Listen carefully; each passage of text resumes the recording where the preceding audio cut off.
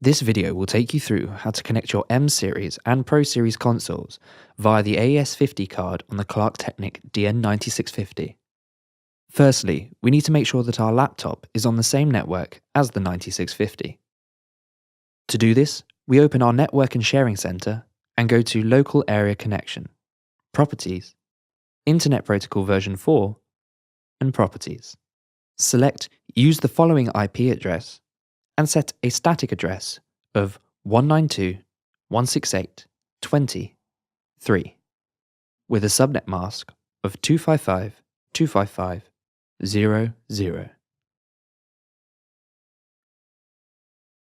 Using a Cat5 cable, we connect our computer's local connection to the Ethernet control port on the 9650.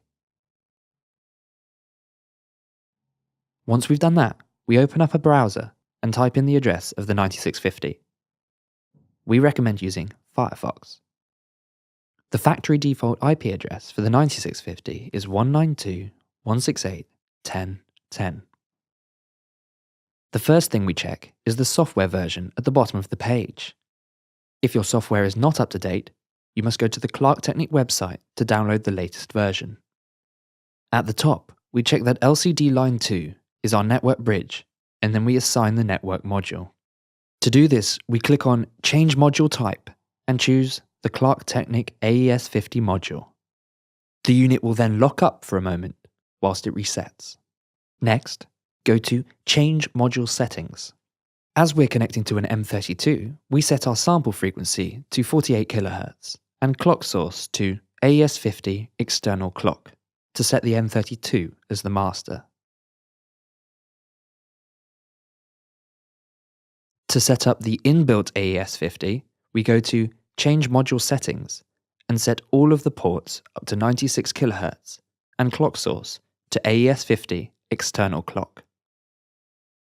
The unit is now set up. On the back of our Pro Series console, we leave AES50 ports 1, 2 and 3 free for our Midas I/O box. The final 3 connections are connected to the 3 AES50 ports on the DN9650. On the AES50 card on the DN9650, we connect port 1 to the AES50A port on the M Series console. At 48 kHz, port 2 can be used as a redundant port and can be connected to port B on the M Series console. At 96 kHz, port 1 is channels 1 to 24 and port 2 is channels 25 to 48. To get the audio from the DN9650 to the inputs of the Pro Series, and also the M32, we first go to Status and make sure that the ports are correctly configured. We have our Midas I/O box on ports 1 to 3 and generic AES50 on ports 4 to 6. If we needed to change anything, we would go to Config, select the required port, and go to the device type to select our device from the drop-down menu. The device IDs will be set automatically. Next, we go to Patching, where we have our Midas I/O box and our 3 AES50 connections.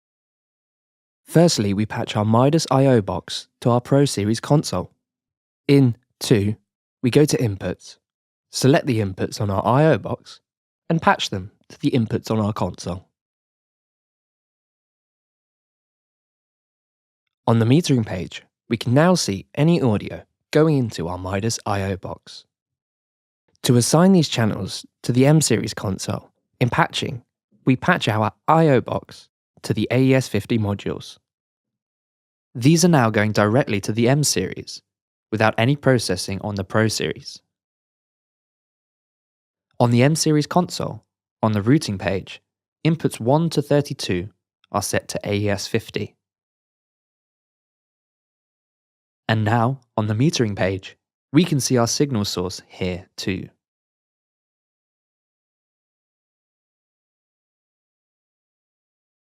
In this setup, only the Pro Series console will have control over the analog gains, so it is recommended that these settings are decided upon early.